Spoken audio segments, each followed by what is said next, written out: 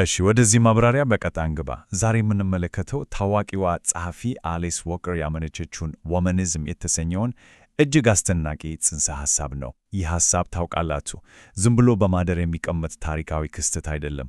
ዛሬም ድረስ ትልቅ ትኩረታችንን የሚሻይና በየጊዜው እያደገ የመጣ ሕያው የሕይወት ፍልስፍና ነው። እንግዲህ አብረን ይህንን የአስተሳሰብ ለውጥ በትልቅ እንቃኛለን። ይህ የዛሬው ማብራሪያችን የተመሰረተው በቨርሲታ በታተመና በአሌክሳንድራ ኢዝጋርጃን እንዲሁም ስሎቦዳንካ ማርኮቭ በተጻፈው እጅግ ጥልቅ የምርምር ጽሑፍ ላይ ነው። ይህ ጥናት የሁማኒዝምን ታሪካዊና ወቅታዊ ገጽታዎች በግልጽና በሚገባ ያሳየናል። እኛም ከዚህ በመነሳት ዋና ዋና ነጥቦችን እንመለከታለን። እሺ፣ የዛሬው ጉዟችን ይህን ይመስላል። በመጀመሪያ ሁማኒዝምን እንተረጉማለን። በመቀጠል በፌሚኒዝም ውስጥ የነበረውን መከፋፈል እናያለን። ከዚያም ዓለም አቀፋዊ እይታውን፣ መንፈሳዊ ሽግግሩን እና በመጨረሻም አሁን ያለበትን የሕይወት ፍልስፍናነት እንቃኛለን። አንደኛ፣ ሁማኒዝምን መተርጎም እንዲሁም በእናቶች የዘር ሐረግ ውስጥ ያለውን ስር እንመለከታለን። ታዲያ ይህ ቃል ከየት መጣ? አሊስ ዎከር የአፍሪካ አሜሪካውያን ታሪክና የሰብአዊ መብት ትግል በጥልቀት ስትመረምር አግላይ ያልሆነና ሁሉንም አካፊ የሆነ አዲስ ማዕቀፍ እንደሚያስፈልግ ተገነዘበች። እናም ወማኒስት የሚለውን ቃል አመጣች። ይህ ቃል የመጣው ጥቁር እናቶች ወማኒሽ ብሎ ከሚጠቀሙበት ባህላዊ አገላለጽ ነው። ይህ ቃል ብዙ ማወቅ ለሚፈልጉ እንዲሁም ድፍረት የተሞላበት ወይም ቆራት ባህሪ ላላቸው ልጃገረዶች የሚሰጥ ስያሜ ነው። ይህ የሚያሳየው ወማኒዝም ከፍርሃት ነፃ በሆነ ኃላፊነትና በማህበረሰቡ ሙሉነት ላይ ትኩረት እንደሚያደርግ ነው። ይህን ድንቅ ምሳዊ ዘይቤ ተመልከቱ። አሊስ ዎከር እንዲህ ትላለች፣ ወማኒዝም ለፌሚኒስት ሐምራዊ ቀለም ለላቬንደር እንደማለት ነው። ይህ ማለት ምን ማለት ነው? ሐምራዊው ቀለም የነገሥታትና እጅግ ደማቅ ቀለም ሲሆን፣ ላቬንደር ደግሞ ፈዘዝ ያለ ነው። በቃ ወማኒዝም ሰፋ ያለ እና ሁሉንም ያቅፍ ጥልቅ ዓላማ እንዳለው፣ በንጽጽር ግን ፌሚኒዝም የተወሰኑ ጉዳዮችን ብቻ የሚወክልና አቅሙ ውስን መሆኑን ለማሳየት ነው ይህን የተጠቀመችው። ሁለተኛ፣ የፌሚኒስት መከፋፈል እንዲሁም ታሪካዊ ግጭቶችና መገለሎች። እሺ፣ ወማኒዝም ለምን ራሱን የቻለ እንቅስቃሴ ሆኖ መውጣት አስፈለገው? ይህን ለመረዳት በነጭ ፌሚኒስቶችና በቀለም ሴቶች መካከል የነበረውን ታሪካዊ መከፋፈል መመልከት ወሳኝ ነው። ታሪካዊ ሂደቱን አብረን እንይ። በ19ኛው ክፍለ ዘመን እነ ሃሪየት ጃኮብስና ሶጆርነር ትሩዝ መሠረታዊ መብቶችን ሲጠይቁ በነጭ የሴቶች መብት ተሟጋቾች ዘንድ ሙሉ በሙሉ ተቀባይነት አላገኙም ነበር። በ20ኛው ክፍለ ዘመን ደግሞ ዋናው የፌሚኒዝም ንቅናቄ አናሳ የሆኑ የሌላ ዘር ሴቶችን እንደ ባዕድ ወይም ሌላ አድርጎ ያገል ነበር።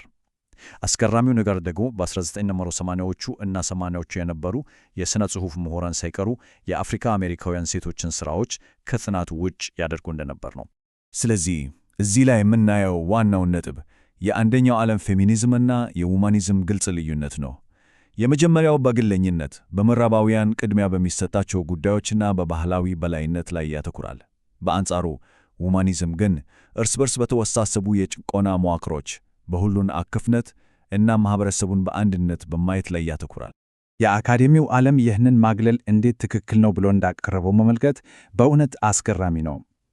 እንደ ፓትሪሻ ሜርስፓክስና ፊሊስ ቼስለር ያሉ ምሁራን የእነዚህ ሴቶች የሕይወት ተሞክሮ ከኛ የተለየ ስለሆነ ሥራዎቻቸውን በትክክል መተንተን አንችልም የሚል ምክንያት ያቀርቡ ነበር። ቆየት ብለው ደግሞ የሌላ ዘር ሴቶችን ሥራዎች ለማጥናት ልዩ ዕውቀት ያስፈልጋል በማለት ሴቶቹን በድጋሚ ወደ ዳር ገፍቷቸዋል። ሦስተኛ፣ ዓለም አቀፋዊ እይታ ከምዕራባውያን ድንበር ባሻገር መድረስ የሚለውን እንመለከታለን። አሁን ትኩረታችንን ወደ ዓለም አቀፍ ደረጃ ስናዞር በአውሮፓውያን ላይ ብቻ ያተኮረው ፌሚኒዝም ያገለላቸውን ከአሜሪካ ውጭ ያሉ ሴቶች ወማኒዝም እንዴት እንደተታደጋቸው በግልጽ እናያለን። ተለዋዋጭነቱ የሚገርም ነው።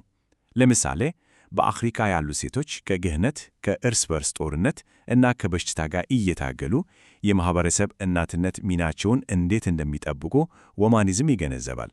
በላቲን አሜሪካ ደግሞ ከቅኝ ግዛት በኋላ ካሉ ተጽዕኖዎች፣ የዘር ግጭቶች እና ከሃይማኖታዊ የጾታ ጭቆና ጋር ለሚደረገው ትግል መፍትሄ ይሰጣል። አያችሁ አይደል? እነዚህ የሦስተኛው ዓለምና የነባር ነዋሪ ሴቶች በየቀኑ የሚገጥማቸውን ድርብ መደሎ ነው ወማኒዝም ይረዳው። ይህን ጉዳይ ይበልጥ ግልጽ የሚያደርገው በ1990ዎች በካይሮና ቤይጂንግ በተካሄዱት ዓለም አቀፍ ኮንፈረንሶች ላይ የነበረው ትልቅ የትኩረት ልዩነት ነው። የምዕራባውያን ፌሚኒስቶች ዋና ትኩረት የወሊድ መከላከያና ጽንስ ማቋረጥ መብት ላይ ሲሆን፣ የሦስተኛው ዓለም ሴቶች ደግሞ በዘር መድሎ፣ ስር የሰደደ ድህነት እና በማኅበረሰብ ውስጥ ባሉ ጥቃቶች ላይ ያተኩሩ ነበር። ዋመኒዝም ሰፋ ያለ የትኩረት አቅጣጫ ሊኖረው ግድ ሆነው ልክ ለዚህ ነው። አራተኛ መንፈሳዊ ሽግግር በዘመናዊው ዘመን መላመድ። ወደ 1900 መጨረሻዎች መጨረሻ እና የ2000ዎች ስንሸጋገር ሁማኒዝም ራሱ አግላይ ላለመሆን ሲል ተለያዩ ባህሎችን ሆን ብሎ እንዴት እንዳካተተ እናያለን። ይህ ሂደት 4 ዋና ዋና የእድገት ደረጃዎች አሉት። አንደኛ፣ የሁሉንም ሴቶችና ደጋፊ ወንዶች ተሳትፎ መቀበል። ሁለተኛ፣ ከባህላዊ የሃይማኖት ጭቆናዎች ወጥቶ መንፈሳዊነትን መመርመር። ሶስተኛ፣ ተፈጥሮን መጠበቅ ከሴቶች መብት ጋር ያለውን ትስስር የሚያሳየው ኢኮፌሚኒዝም ነው። እና አራተኛ፣ የሥነ መለኮት ዕውቀትን እንደገና በመገንባት የበታችነትን የሚሞግተው የሁማኒዝም ሥነ መለኮት ነው። ይህ የሚያሳየው ሁማኒዝም ከፖለቲካዊ እንቅስቃሴነት አልፎ እንዴት እንደሰፋ ነው። የኢኮፌሚኒዝም መሠረታዊ መርሆችን በጥልቀት ስንመለከት ደግሞ ማኅበረሰቡ የተፈጥሮ ሀብቶችን ያላግባብ መበዝበዙን አጥብቆ ይቃወማል። ሁሉም የሕይወት አይነቶች የተቀደሱ እና እርስ በእርስ በጥልቀት የተሳሰሩ መሆናቸውን ያምናል። እንዲሁም ማኅበረሰቡ አካባቢውን የሚይዝበት መንገድ እና ሴቶችን የሚይዝበት መንገድ ቀጥተኛ ተያያዥነት እንዳለው ያሳያል። እንግዲህ በዘመናዊው የሁማኒዝም ማዕቀፍ ውስጥ ያለው ጥልቅ መስተጋብር ይህ ነው። አምስተኛና የመጨረሻው የሕይወት ፍልስፍናና የመጨረሻው የእድገት ደረጃ። ወደ መጨረሻው ክፍላችን ስንገባ የአጠቃላይ ጉዞ እንዴት እንደተቋጨ እናጠቃልላለን።